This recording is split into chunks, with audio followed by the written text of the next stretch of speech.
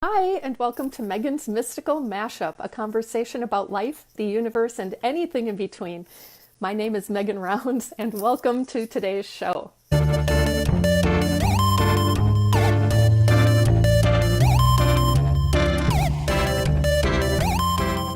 Today's guests are retired software engineers and have been members of the Lightworkers Lab almost since it started, or maybe actually once it started, in 2016. You can find one or both of them here in the main lab, the Circle, and the Light Room, and also in the Psychic Development Circle and the 2019 Intuitive Intensive, of which I am also a part. They live in Portland, Oregon, one of my favorite cities.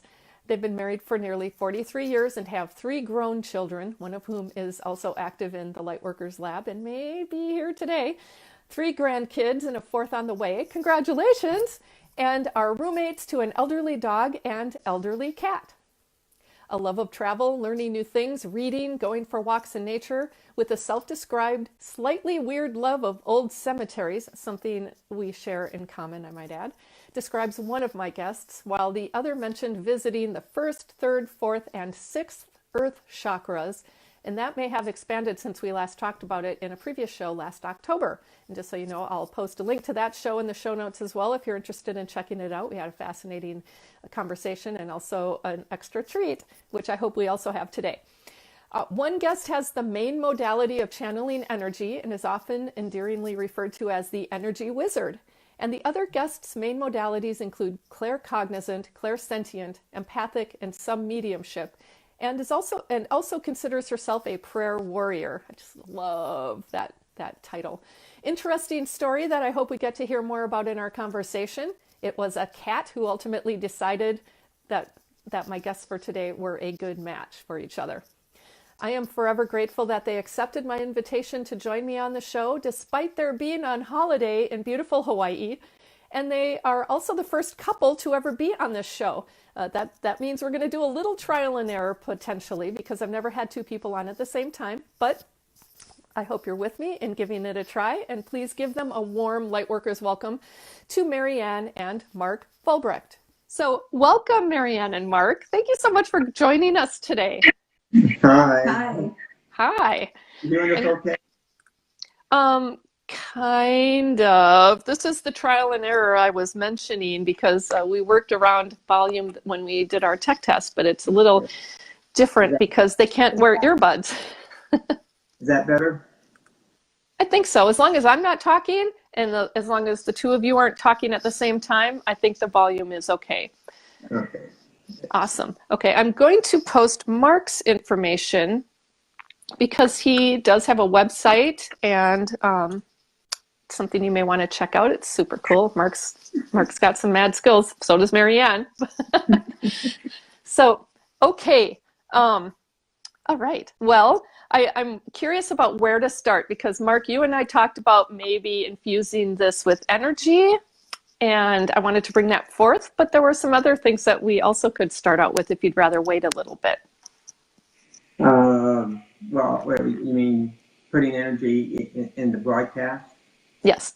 Yeah. Okay. Yeah, I can do that. Okay. You want to do that? Yeah. Okay. Anything that we should do? No, we'll just start feeling it, and I'm going to do angelic realm. Okay. Okay. All right. I'm allowing myself to feel that and absorb it for a couple of seconds here. So you're feeling it? I'm feeling it. Okay. And I kind of just want to sit here and keep feeling it.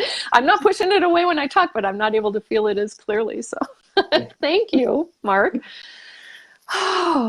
So first and foremost, thank you again for being here today and for taking hour and a half out of your vacation to to share with us and have this conversation.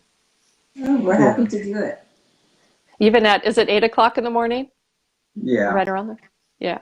So also thank you for waking up early. I know how, what was that? Anyway, on vacations, especially when I go this way, because it's, I get up early, it's still late for, Portland time. That's right. You had mentioned that. So 5 hours, or wait, no, Yeah, 5 hours difference for me, 2 hours for you. Three. Three. For Have you been able? Have you been able? Yeah. Go ahead. It's nice being able to get up early because I can go walk out to the beach just before sun comes up, and there's nobody out there. So, yeah, That's my favorite. Stand in the sand and watch the waves come in. That just sounds phenomenal. I posted something, it wasn't in Facebook and I can't seem to find it, but it's like a short video of a wave cresting. It's just this beautiful, I'm going to find a way to to be able to post it in Facebook, but it's like, oh, it just reminded me of you being able to be there in one of my favorite places, and just especially being there with nobody else on the beach. That's just kind of my biggest happy place. I love people, but on the beach I kind of just want it all to myself. Have you been able to see some beautiful sunrises? Not so much. I mean, they're not bad, but we're on the other side of the island, so the sun is coming up over the mountain. Over the back of your head, right? Yeah. Well, oh, good. Yes. Well, and Hawaii is pretty well known for those, so I'm glad you've been able to watch them. Let's see. So before we go into some of the things we'd mentioned before, like that you wanted to get to, Mark, and then Mary Ann, I wanted to hear more about that story of the cat. Okay. So in the mid-70s, we were both in college, and I actually met him in one of our computer, can you hear me okay? Mm-hmm. In one of our computer science courses. And he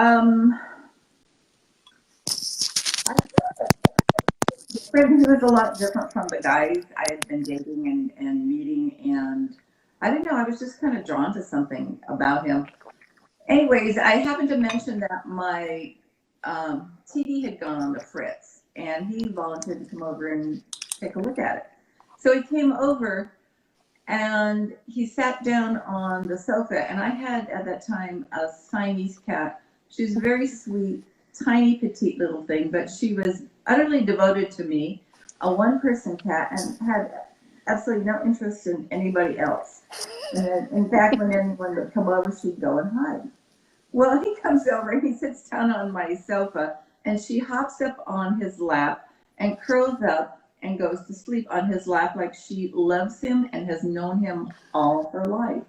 And I'm looking at her and I'm like, what?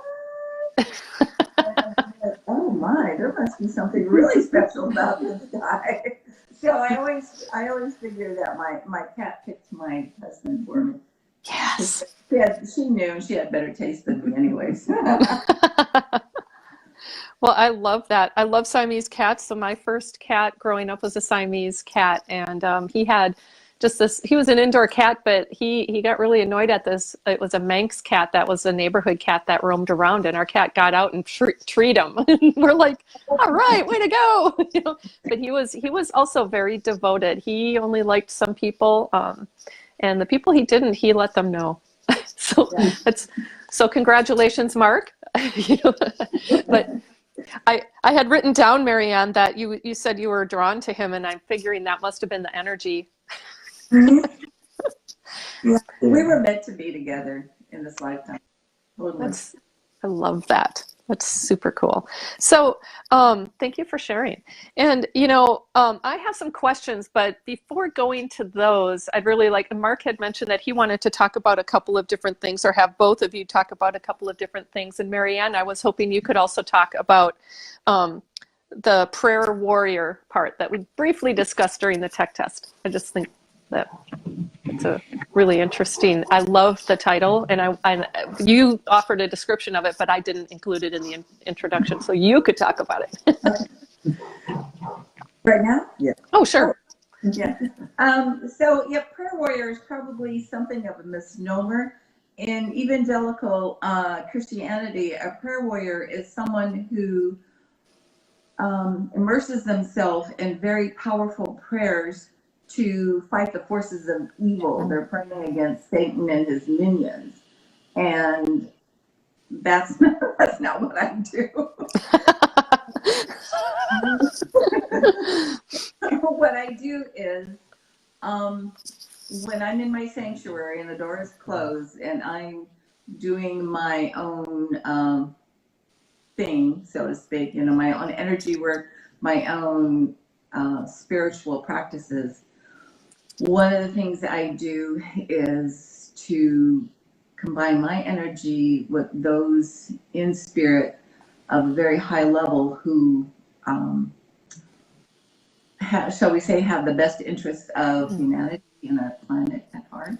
And together we send out a powerful energy around the world, lifting the planet, lifting the vibration, sending light wherever there's darkness, and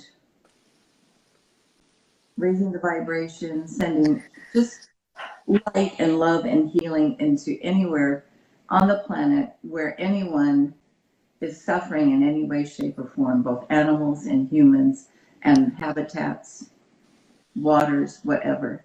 So, and it's pretty powerful. I'll say. Something that I do. I also do this for people like on the circle when someone asks for either prayers for themselves or prayers for a loved one and they're in a very dire situation. I do this also. I don't tell anybody about it or anything, but I'll go into my sanctuary and me and my homies and it's prayer and energy and intention and a lot of good juju. It's wonderful. And I'm just making notes of that because the words you're using they're resonating quite a bit with me, probably others as well. I love that you do that. I do that, but I don't do it in the same way. I do the same. I try to connect at that higher level and expand that energy and really send it in a positive way. But the way you do it, it does actually sound like a prayer warrior, but in a non-violent way. You know? And so if you prayer goddess, you know? But I love that. And it's such a wonderful altruistic thing you do to help others. It's wonderful. Another good news story in my view. So thank you. And Mark, you had mentioned that you were hoping to talk about timelines. And was there something else you had mentioned? Things Mark can do with the energy. That was the other thing. So maybe Mark, you should talk about the things he can do with the energy, and then we'll go into timelines. Yeah, well, I mean, the last time I was on, we just talked about my being able to just channel energy. We didn't really talk about some of the other things, such as being able to add it to or infuse an object with energy. I mean, obviously on my live videos, I'm essentially infusing it in some way in those videos because when people watch the replay, they get, they still get the same healing effect from the energy. And I'm not sure if infusing is the right word, but it works. It makes sense to me. And I know at the Bliss Retreat, you had done that for some of us, those of us who brought objects. In your view, does that energy stay with them indefinitely, or is there not that you have a manual that tells you, but look it up here. Let's see, infused objects, 3 to 6 months, depending on use, right?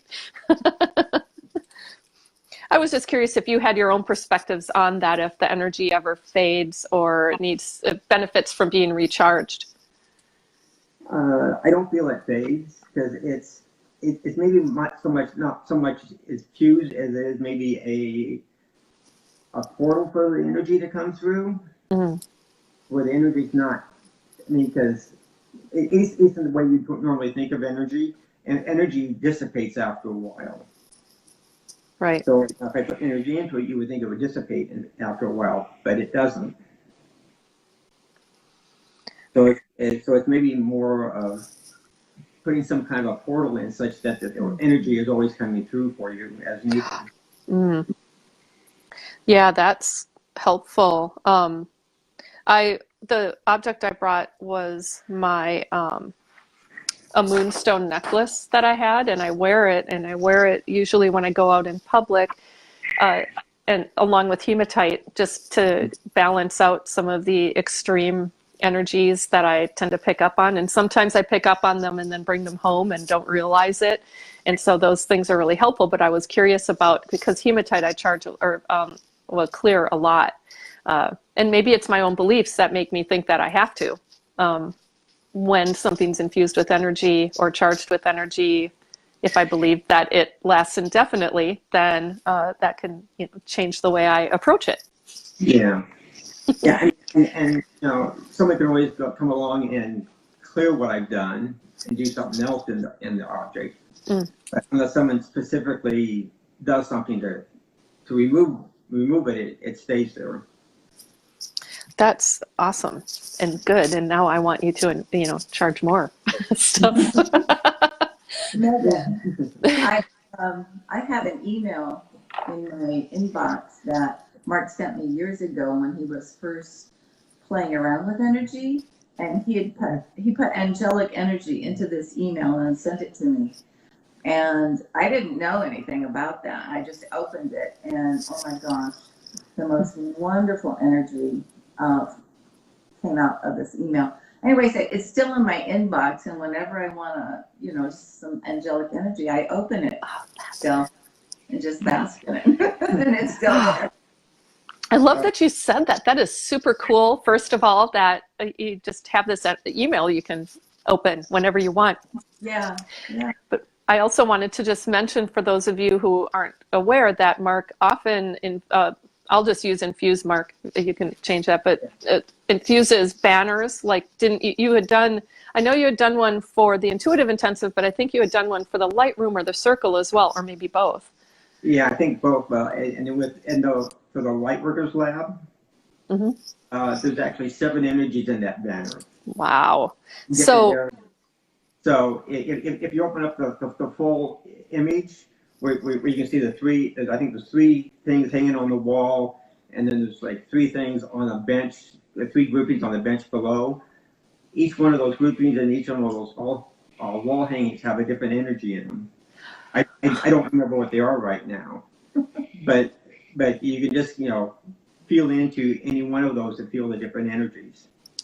So I highly recommend, after the show, that those of you watching go and check out the banners and just bask in them for a while. See if you can pick up those energies, because I have experienced these and they're wonderful. And so even though we may not have the email, we always have the banners. Right? Yeah. And then what I've been doing on the one for the Intuitive Intensive is, I think of it in terms of layers. So it has all I'm doing that new energy each week. And so you could, when you're looking at it, the default one is for whatever the current week is. But you can say, I want the week 1 energy, and you'll get the energy that was there from week 1. Ooh, that is okay. I'm in the Intuitive Intensive, so I'm really excited to go and do that. I'm a little behind in my listening to the recordings and things, so I want to, knowing that I can do that is super helpful. I'm glad that you had said something. And for those of you who aren't involved in this year's Intuitive Intensive, the one of the aspects that one of the structures, I mean, there's more than one thing I think involved, but the primary structure is based on the chakras. So when Mark is saying, one for week 1 and one for week 2 and stuff, I would imagine those things correspond to that chakra. Yeah. Okay.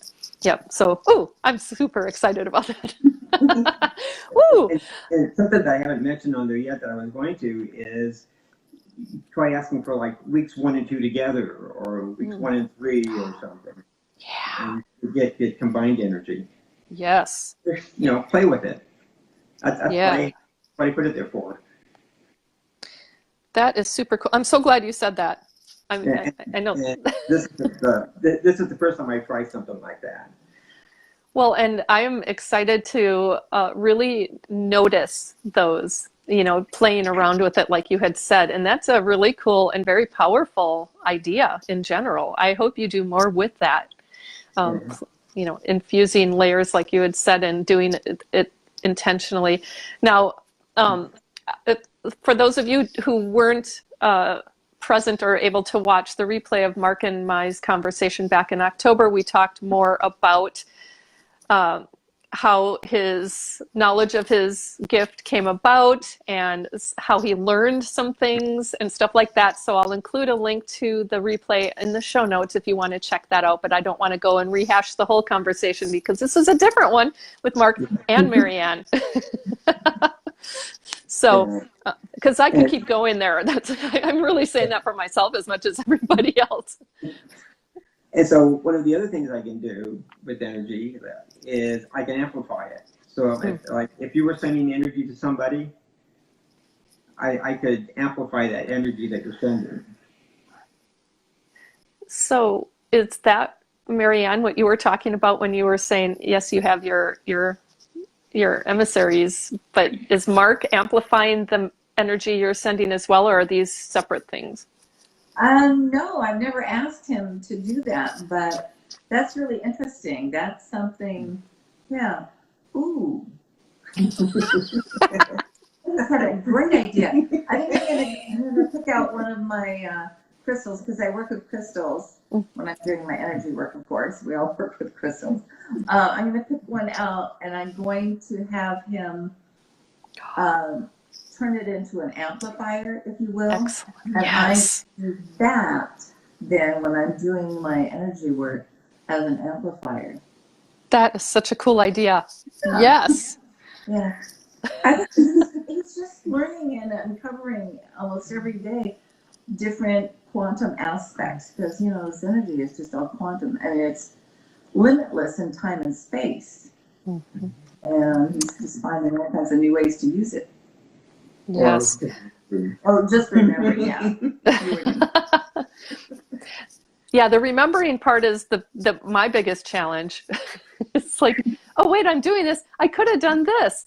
And I'm so fascinated by the quantum field and how energy works within it, and also timelines. That's why I want to make sure we get to that, because for me personally, I have the theme, I could say this month, but it's only the 4th. So I'd say over the past several weeks, there's a huge theme for me around time in general, but more recently I came across some fiction book. I don't even remember what it's called now, but I've been reading it. It's on my iPad, so I never see the title. It's like I kind of forget that part. But it is about time travel and multiple, what am I looking? What's the word? Multiple timelines basically at work at the same time and skipping between them and things. And then I also came across a book that I'd had well before, what was it? 2012 maybe? Was that when people were freaking out to the Mayan calendar? Yeah, that one was called Fractal Time, and it was by Greg Braden. And I just started looking at it again. It was basically a huge nudge for me to open this book, because I'm like, well, it's past the time. No, it's not. It's really an interesting and intriguing book, and all about time and patterns. And it's like I'm very much being drawn in that direction, although it's always been a fascination for me. So are you? Yeah, I'll just leave it there and see what you have to say. Either one of you, of course. Okay, so I'll probably ramble a little bit, and some of the things I'll mention will go, well, that was obvious, but just follow me to the end. So after the last Bliss retreat, I think you mentioned something about jumping timelines. And so I got to thinking about that, and it's like, okay, well, if you jump timelines, and I'm in this one, but you came from a different one, are you the same person that I knew at the Bliss retreat, or you were a different person? And then from there I go, well, okay, but if you came here, so what happened to the you that was here then? Did you actually swap places with the other one? But, okay. But my head's going to explode. Yeah. I know. I know. It's blowing my mind, and I'm loving that. That's, for me personally, one of my favorite feelings. But and then you take that a little bit further. Well, there's more than just 2 timelines. So did you 2 actually switch, or was it kind of like a round robin to where, like, 10, 15, 20, 50 of you kind of all jump timelines at the same time? Oh my gosh. Yeah. Well, Okay. So, no, so well, oh, I want to say that I may have picked up on your thoughts about this because I have had more recently than not these thoughts about, okay, if there are if there's pure potentiality out there and every possible scenario exists, then there's likely a part of me in existence in all of those. And where is okay, so my consciousness is here right now, but is it all of my consciousness? So am I only conscious in this yeah, incarnation? keep that in mind. I'll get back to that at the Okay, end. awesome. So then, just because I'm starting to ramble with my thoughts, it's like, well, if I'm switching timelines, what about my higher self? Did this switch timelines with me? Oh, cool. Well, but then, well, no, because our higher self is, or 3D here in time is something. It's our or just in our 3D existence. So our higher self doesn't exist in that. So we only have one higher self. So that one higher self keeping track of all 50 of us, or however many of us there are in all those different timelines, which is keeping them pretty busy. I'll say. Although to them it's a piece of cake, but but to us it's like, how can you do that?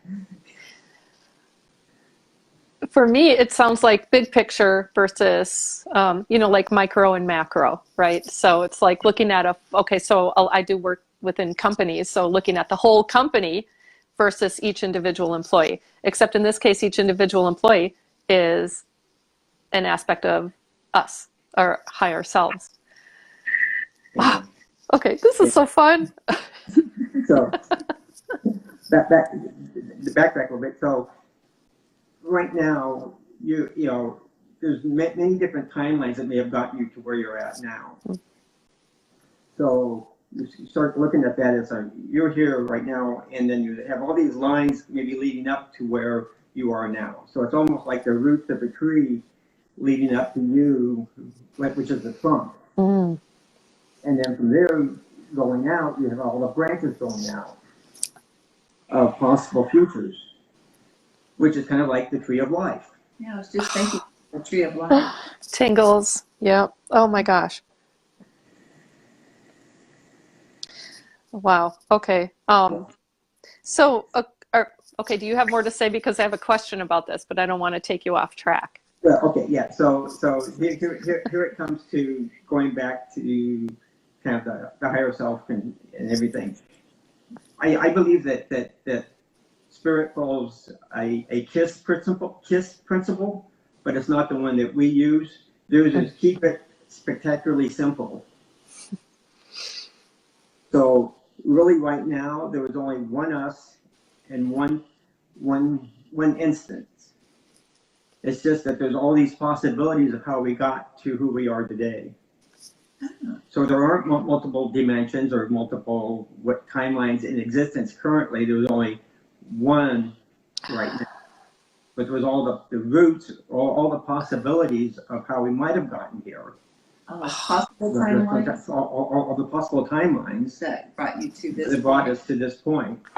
And from here on, there's all the possible ones leading forward. And when you start going up one of those possible ones, that kind of shifts back down to where, okay, that's the one, and then you have all the possibilities from there. So are possibilities then in possible timelines in that respect considered choices we make? Yeah. Yeah. And also, are we manifesting then each of those possibilities based on our higher self, or just how do you perceive that?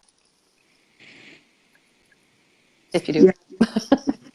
I hadn't gotten that far. I just got to the point where it's just one us right now. It's not, an infinite number because of all our choices in the past of different timelines. There's only one timeline that we're in, like, at this moment. And I am fascinated by this, and I'm having these visuals that aren't yet coming together, but it's it's kind of like electromagnetic, you know, how you can kind of see the, like around those balls that we have felt on occasion, like in school and stuff like that. There's like these things that stream out, but that in a sense, really they're coming together towards that one thing, but it's just tracking the one that is the present. Yeah. I'm not able to articulate it, but I know what I mean. Mary Ann. I have a point. So, you know, we have our blueprint, our soul contract, and so on, about what we intend to learn when we incarnate. And that's kind of a general overview, so to speak. And it's probably all the potential choices that we make in accordance with our blueprint, our soul contract, that gets us to where we're at right now. So it's part, you know, our free will and our choice and all, but it's also partly what we intended to accomplish in this lifetime. Whether we're aware of it or not. Yeah. Yeah, and and also, you know, when you talk about jumping timelines, it's not so much that you're jumping timelines, you're still who you are now. It's just you say, oh, instead of following up this route to get to where I am today, I'm choosing to follow this other route up the tree of life, so to speak. That is so, I mean, that it's every time we make a choice, we're ultimately jumping a timeline. Yeah. Is that what you're saying? Making our potential a reality. Well, we're creating a new potential timeline.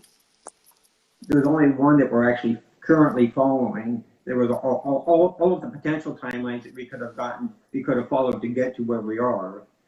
And there's all the potential timelines going forward, depending on our choices.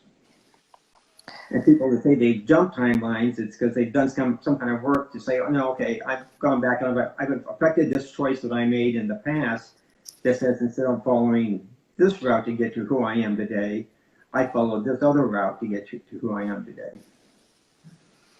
Wow. Okay. I'm going to want to, I just kind of want to meditate on this. I'm not going to do it right now, of course, but because this aligns so closely with a lot of the ways that I've been thinking about it too. And just the fact that we've been thinking about this at the same time is really interesting to me. Yeah.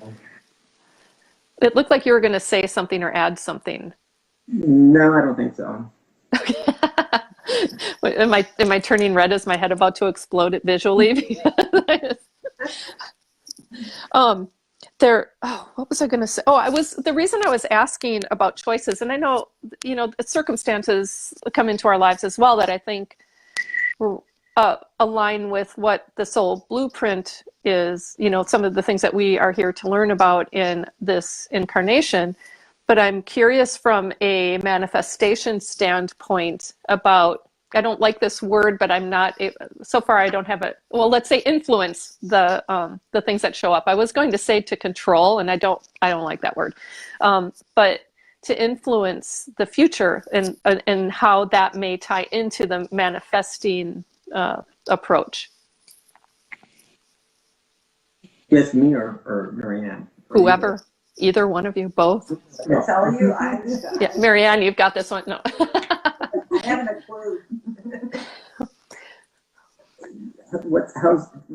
Ask that again. I'm trying to. Well, we're talking about, you know, we're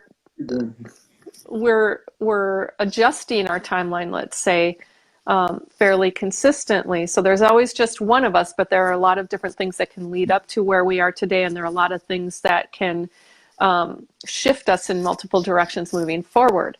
And so I guess what I'm asking is to be more intentional and to manifest things that we may wish to have show up in our lives. If we were to look at it from a timeline aspect, I don't know. I don't even know what I'm asking. So no wonder it's so hard to answer or even to respond to. It's like, I don't know what I'm asking. It's kind of an idea I have around influencing the timeline in our way, in our direction, the one that we would most desire. Oh, Is maybe that influencing potential timelines mm, so that we can choose the potential timeline that we want to, in order to manifest what we want. yeah. Uh, Yeah, I think that is it. I mean, there's a lot around intention. There's a lot around belief when it comes to manifesting. There's also a lot around emotion and what we feel physically, and how we align with what it is that we're asking for. And for me personally, I always have a really hard time imagining what it is that I really want, because for most of my life, I have followed kind of a pinball style of kind of just bouncing around in a free-spirited kind of way. And so I am challenged to identify the ideal timeline because I don't know what that is.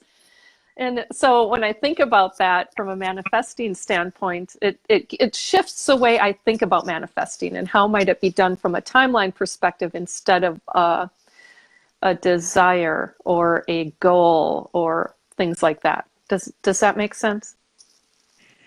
Yeah. Trying to think, I think manifesting is kind of like, oh, I'm going to choose this timeline where I have this happen. So to some extent, manifesting is kind of like, oh, is choosing a timeline. Does that make sense to you? Or It does. Am I just rambling? No, it makes sense to me in the sense that we're choosing a timeline without knowing what gets us there. So like we know what we want is kind of an end result to something we're interested in, not like the end result of life necessarily, but like I want this job, let's say, I want that job. But we don't know what is included in that timeline to get us to that destination, which may help with the patience factor because, a lot of times when manifesting, it's like, I want it now. Oh, yeah, I know that. Well, that's really, I mean, this is so fun to talk about these things. I love talking about these. And just timelines in general is just amazing. For those of you who weren't at the last Bliss retreat, we had talked about, and I don't remember exactly what we called it, but multiple timelines in play. So I think one called it the Nelson Mandela effect. And some people remember that he had died in prison, and other people remember him living and becoming president of South Africa, which is the one that I remember. But there are people within that small group of the people who attended the Bliss retreat who remember something different. And then I also remembered Tommy Lee Jones had died, but then I think it was for Mark's, I don't know if it was your program, but I had said that, it was his birthday, and I'm like, RIP, but then I'm looking at the good news story and he's still alive. And I'm like, what? Because my husband and I both remember him passing away. And we're like, what? Okay, good for him. Happy he's still alive. If he still is. I mean, now I don't know what to believe anymore. But those are really interesting incidents of multiple timelines at play. And I wonder from a timeline perspective and how we're talking about it, how is that us possibly shifting timelines in some way when we become aware of another timeline at play at the same time? I don't know, expect you to have the answer. I'm just curious if you have any insights into it. Well, to keep it in my keep it simple type of way of looking at it, that there's only one us and there's one of everybody. It's just that you shifted the timeline that you came from to get to where you are now. And when you shifted that timeline, you shifted to a timeline that Tommy Lee Jones had died previously. But you're coexisting with a Tommy Lee Jones that didn't follow that timeline, that followed a different one to where he's still alive now. And it just happens that, you know, your past timelines don't jive. That it, I, okay, I'm going to totally go into that later today after my daughter graduates with her belt, because otherwise I'm going to be like this when she's doing her belt test, because, you know, for Taekwondo, it's like, oh, this is so fun. This is like, these are our thought experiments and well, spiritual experiments as far as I'm concerned, that I just absolutely love. I'm looking at the clock because I was like, I don't remember what I was thinking about when doing that. But I saw 155, and I'm just like, all day long I have had these duplicate numbers with a 1 in front of them, actually yesterday too. So I just had to point that out. There was a reason I was looking at the clock too, but it wasn't to see how much longer we have, as much as, I don't even remember now. But anyway, diversion. This may be edited out in the replay, that little stint. But so I'm going to have to really, now my mind is definitely blown around the choices made to leave one or shift a timeline where something happened in the past that no longer is true for this timeline. And that takes me back again to influencing it. It's like, if I'm not happy in this current timeline, how to consciously choose another one. I always seem to go that way. Anyway, so I'll be thinking about that. I'll report back if I come up with anything. Perhaps we could talk about this at another time too, because I really, it's just so fun. So, other things that you had in mind to talk about today? Or do you still want to continue talking about time? I didn't have anything else. Okay. Well, Mary Ann, do you have something you wanted to bring up? I have questions, so don't worry if you don't have anything specific. There is something I'd like to talk about, but for me, it's more of a question to you and your audience Sure. than it, a story or something about me. And that is, recently I have discovered that I have a gift, a new gift, as it were. I need to back up. Probably 25 years ago, we had a dog named Daisy, and she was part border collie, and she was very, very smart and very, very devoted to me. We were very close, and she had a sudden and tragic passing that I'm not going to go into. But I have a tremendous amount of guilt around it. I mean, I could cry right now thinking about it. But anyways, she passed tragically and suddenly. And a few years ago, probably about 5 or 6 years ago, I was taking an animal communication class to learn how to better communicate with my own pets at that time. And one of the things we did is an exercise to meet an animal guide, spirit guide. And lo and behold, Daisy came in, and I was so surprised and shocked. But my dog, Daisy, who had been dead for, probably 10, 15 years, 15 or more, came in. But I was delighted also. And I found that Daisy, I can go into a meditative state and talk to Daisy, bring her in, talk to her, and ask her things about other animals passing. And what I mean by that is it their time? How to know? Because a lot of people who have pets that they love, and they can tell that, the pet is either seriously ill or is very old, and they think it's approaching the end of their life, but they don't know. Well, I found out that I can ask Daisy, and Daisy will give an assurance that yes, it is, or no, it isn't. And I'd like to help people in some capacity who have pets and who are in that dilemma. I was recently able to help someone in one of the circles whose pet was very ill and close, and she didn't know when to let her beloved dog go. And Daisy was able to give her that reassurance that really, really helped her. And I'm so pleased. And it's this wonderful new gift that I have. And I want to use it to help people. I'm just not quite sure how to go about that. So if anybody has any suggestions. Well, one that's coming to mind for me, and certainly others, please comment, and I'll take a look at the comments if I can.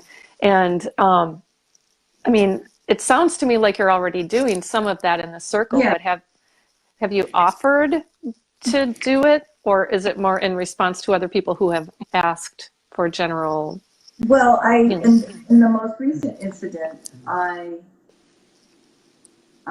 asked her if I could privately, because this person had posted about her dog who was gravely ill, and she didn't know what was in his highest and best interest in terms of letting him go.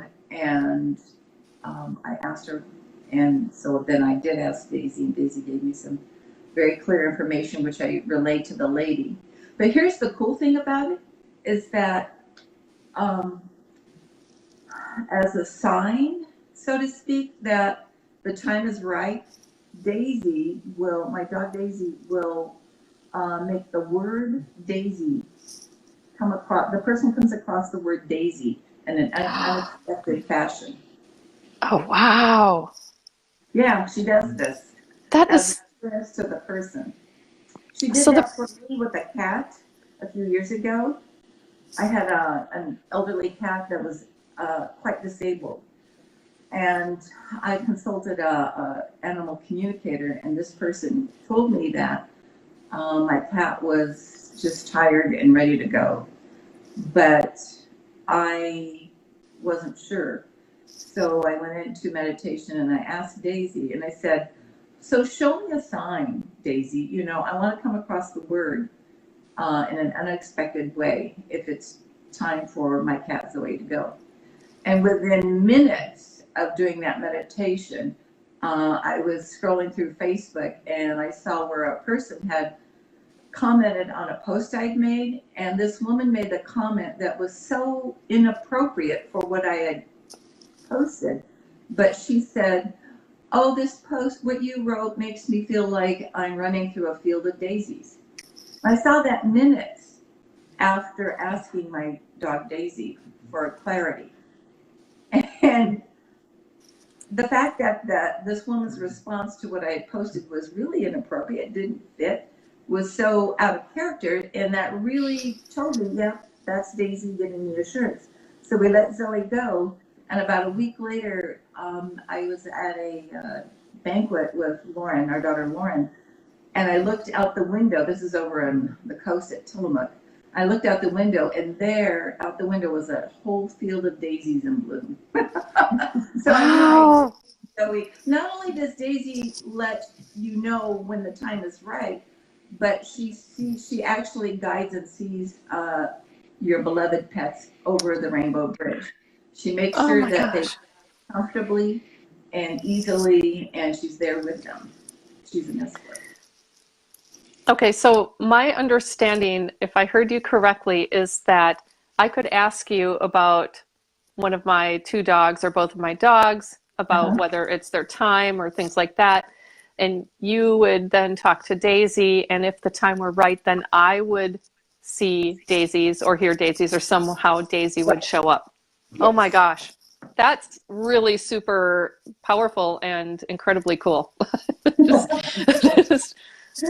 It's amazing, and I feel so blessed to be able to do this, and I like to see how I can expand it. And sure. Well, for me, the thought is go on the circle and offer to invite some people to connect about it, and you may want to limit it because you might get like a large response. Okay. But people have done that with cards. And I don't know if they're doing that as much. I haven't paid as much attention to that, but there are some people who say like, quick reading or things like that. I don't know how much, it has to be within Lightworker Lab guidelines, and some of those have changed, but But to me, that seems like one of the ways to do it for yourself. But then, of course, I always go the business route. And I mean, this is something people would pay for. I know I would. And I know some other people who are very interested at certain times who, who have aging pets who are just, they don't know. I know personally, we've had 2 cats, one who we put down and the other who died naturally here at home. And we learned from the first pet, we think it was her time, but I would have preferred, it was so hard for us to know. And the vet was definitely like, well, she's in a lot of pain and she has no quality of life. It's certainly up to you. And we decided that she was she was an outdoor cat, very independent, that to have her not be able to do those things would have been a problem for her. And so we let her go. But I always wonder, and it would have been really helpful to have some kind of validation if possible. And to have someone guide her home. I hope that she was guided, but I don't know for sure. I think that's just beautiful. Yeah, I think that's a good starting point. I'll look into it and read the guidelines for the circle, and then see if I couldn't, get 1 or 2 people who might like me to offer the service with. Sure. I know someone in particular, I'm not going to name her name right now, but if you know who I'm associated with closely in the lab, who happens to live in the same area as I do, she's one. She's been asking a lot about her cat. I'm sorry, I don't know who that is. That's okay. Mark does. Okay. And I can send you a message afterwards. I don't want to name her out in this. She may very well watch the replay and be like, it's me. Contact her and offer it, or should I wait and let her? She'd be amazing. She would be so grateful if you did contact her. So I'll if Mark wants to mention it, or else I'll send you a message. You know who she is. You may not be familiar with that connection, but you know her. That's as far as I'm going to go. I'm sure that I know who it is. Yeah. Yep. So, wow, thank you so much for sharing that. That's really a unique gift, the way it's showing up in you. And it leads me to this wasn't a question I had thought of ahead of time to ask, but really you missed Daisy, and at some point you asked who you took that pet communication class, and that helped you to connect with your animal guide, who was Daisy. I'm curious about recognizing the gifts we have when they aren't conventional. I mean, to say that in the Lightworkers lab definitely means something else than saying it, at a networking event. But I've wondered a lot about that, because I think I have, and I would imagine all of us have some gifts that we're maybe missing because they don't fit into more clearly defined parameters. Any suggestions or thoughts on how to, I don't know, notice? I'm trying to notice. Well, for me, it's over the last few years, it's been a process, because I know what I know and I know what I can do, but I feel like I wasn't doing enough.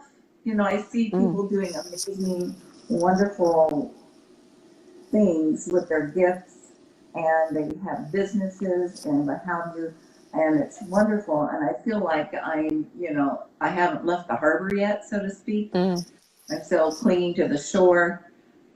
And so I've been asking for direction and guidance, and bit by bit, the whole scenario with Daisy kind of built up until I had an aha moment, and I went, oh, this is something I can do, and then it's very unique, and it's wonderful. And it just occurred to me after I think it's because of my intention, and I've been asking for clarity and for knowing more about what I can do to be in service to humanity, and not just sitting back on my rose. I mean, it's one thing to pray in my sanctuary and to do energy work, even powerful energy work for humanity and for individuals, but I feel like it's so easy to just closet myself and it's my comfort spot, you know, it's comfortable. Sure. I've been trying to get out of my comfort zone and to do more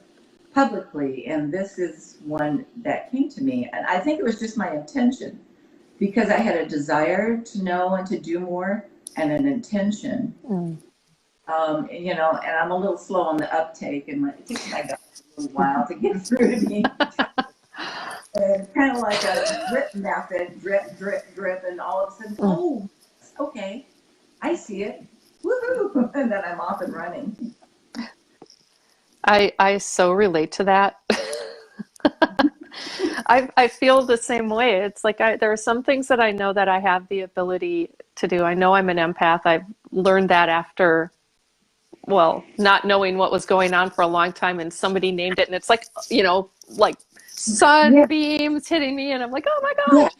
Yeah. So huge to know what it is. You know, that it's not me and I'm not fucking crazy. Exactly. Yes. Empathic. Yeah. I mean, oh my gosh. Yes. That realization of just all of those words that people have said to me in the past about being over emotional and, you know, weak-willed as a result, and all of these things. It's like, oh, yes. Oh my gosh. Yes. You know, yes. I could go on and on. Yep. I've heard those all my life. Yeah. Yeah. It's like that was such a pinnacle point. And then I find, for me, it's like you had mentioned, there are people who really have these wonderful, beautiful gifts. And I'm not trying to compare myself to them, but it's that I don't feel I'm on that same path, but I'm here for a reason. And there are things that I know I have the capability for that I don't actually know what they are. That's me too. And I think that it's hard to know what that is until either we see it in others, you know, like Mark talked about energy, and I know I have a strong affiliation towards that too. I don't know that it shows up for me the same way, but definitely I'm very drawn to that aspect of things. But it's almost like I don't have a language for it. I don't have awareness or knowledge of it. And so it's hard for me to know what it is. And I mean, somebody had mentioned that they think one of their gifts is to identify BS. They draw it out of people. You know, it's like they go somewhere, somebody shows them that this is inauthentic. And then she can basically name it. And that's a new discovery of a gift that she didn't realize she had. And now she's kind of like wearing it like a badge of honor, as I believe she should, because that's like a pretty cool gift to have when you're aware of it. Kind of really sucks when you're not aware of it, because it's like, why are all these people around me behaving like this? You know? She can actually draw BS out of people. I don't want to speak too much about it because it's a newly discovered gift, but it does appear that way. And it's something that it's adding a lot of clarity to her. And I think recognizing that this stuff shows up. I can't tell her story. I don't want to tell her. I want her to tell her story. Yeah. But and maybe she will on this show one day. It'd be amazing. I'd love to hear her tell her story and talk about that. I'm making a note. So the thought just occurred to me that there are all the different clairs that we all have and we're aware of and we use, and you know, and there's this like conventional set of gifts, but then there are many of us who are discovering we have gifts that are not quite in that conventional line, so to speak. They're offbeat. You know, like I can help with people's pet assurance in passing. Yeah. And your friend can help in getting rid of BS. Yeah. Identifying it. Surfacing it so others can't be negatively affected in the same way by it. And, you know, really bringing forth transparency where otherwise it might not be there. Yeah. Well, it's reminding me of a book that is no longer available. I'll add it to the show notes, but unfortunately this author who wrote all of these wonderful books, and I've talked about them in the past, now I'm just wanting to call it Lightworker, but it's not that.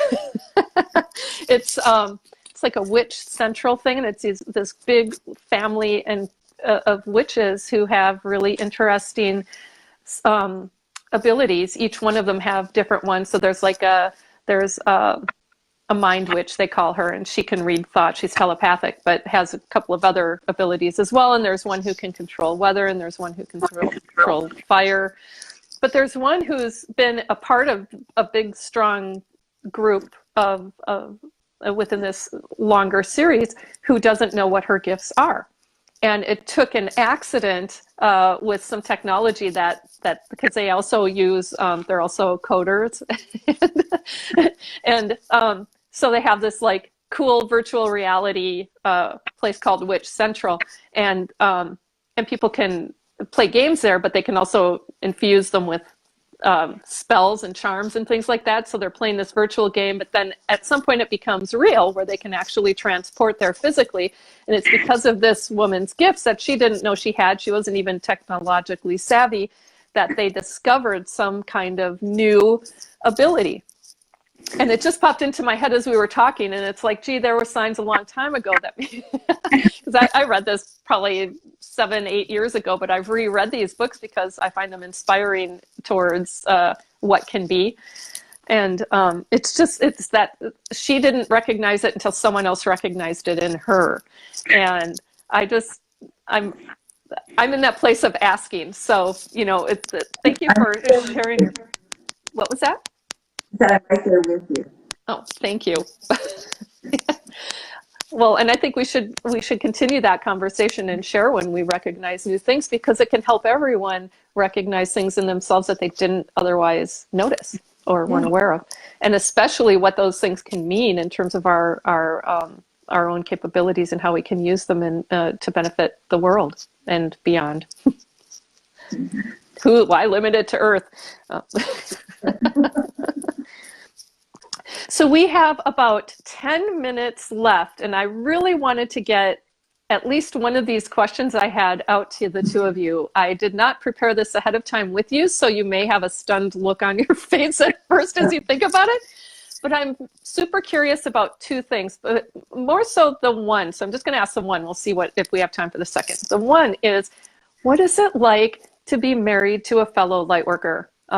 I do not have that experience, and you've been together so long that it almost, you weren't aware of the gifts you had when you met and started your relationship, but that more so, has it evolved concurrently, or, it's not like you necessarily can say what it's like not to be married to a lightworker, but it just, how do you do things together around lightworking, aside from attending the Bliss Retreat, but in terms of practice and things like that? Yeah, that's an interesting question, because I was just thinking about that the other day. Lauren and Mark and I were having a conversation, and we're talking about spiritual things and lightworker things, and it was so normal. It was like other people talk about, a new recipe they tried, or what's happening at work, or the latest action movie they saw. But we were talking, and it was so normal. And and I thought to myself, wow, is this the new reality for lightworkers? And we're immersed in it. For Mark and I, it's great, because it has strengthened our marriage and our relationship, and we didn't start out on the same path, and we certainly weren't awake or doing our spiritual thing when we first met. There were many, many years of our marriage where we were both, kind of asleep still. And then I woke up and I started doing my stuff, and he woke up and he started doing his stuff. And since then, it's been a wonderful journey of discovery and sharing, and we bounce stuff off of each other and talk about woo-woo stuff all day long, just like it's other people talk about, having to go shopping and run errands. It's great. It really is great. I have to say, we are so blessed. It sounds great. Just the fact that you can have those conversations and accept, you share that reality. Mm-hmm. Was it that one person woke up and then you felt comfortable talking about it to the other person, and they're like, there was that acceptance for that type of vulnerability to start with? Yeah. I I felt comfortable talking to him about some of the things I was learning and discovering. And, you know, for Mark, I can't really say that he woke up. I think he just he's been a wizard and a dragon master and so many other things through so many lifetimes and he's so evolved that I think he just got to a point where he says, oh yeah, now it's time to start using all this stuff again. So very supportive. I asked Mary Ann about this the other day, and it's like, well, I can't pinpoint any point in time where, oh, now I get it. It's just like, look back and go, oh, I just climbed up that big mountain. I don't remember doing that. Oh, I'll put it on here. Well, it sounds wonderful. It's so nice to talk to a couple who share these interests and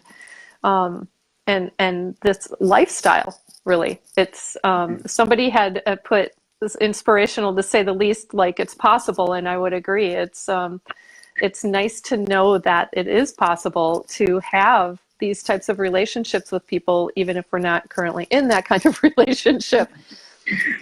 You know, and I find mine through my girlfriends, but at the same point, it's like, because they're, you know, in my particular timeline at present, there isn't that other opportunity. And I just love that you found each other before the awakening even happened, and that you were able to sustain your relationship in a really strong way throughout those things, you know. So yes, Mark, maybe you didn't aware fully, or didn't wake up fully in the same sense, but when you met, you were different people. And I in my head, it was like one of you jumped timelines then, I suppose. But thank you so much for sharing that. Now, I look at the clock again, it's 2:22. I'm telling you, today's a magical day. Somebody mentioned it's 4:04, and yes, it is. So we have a couple of minutes, like, you know, just a few, but if there's anything you can add about, also, you know, both of you are light workers. I know there's one of your children is in the lab, and I believe she's watching right now. But the other kids, are they also in this space, even if they're not a part of the lab? So it's like you had the opposite. One of our children is, our son is, he's totally 3D and not awake. And he's not very supportive or even open. Our other daughter is going to, I mean, she's very spiritual. She has always been very spiritual, but she's just going to get there in her own time, in her own way, in her own place. So, yep. Well, so now we have to have another conversation, because I want to hear about what it's like to be Lightworker parents raising a 3D child. It's like the exact opposite of what many of us have experienced with our own parents. Just really be respectful and be aware of where they're at and their journey, and be, loving and respectful and open. And by all means, don't shove anything down their throat. Anything. And just, if you want to share something, you have to ask first and get their permission, and then share it. Yeah. That's very helpful advice, and I think it works for anyone in the 3D world as well. Certainly, people don't appreciate having things crammed down their throats or forced upon them, and neither have we as light workers, I think, when other people have tried to impose those things on us. So really helpful advice.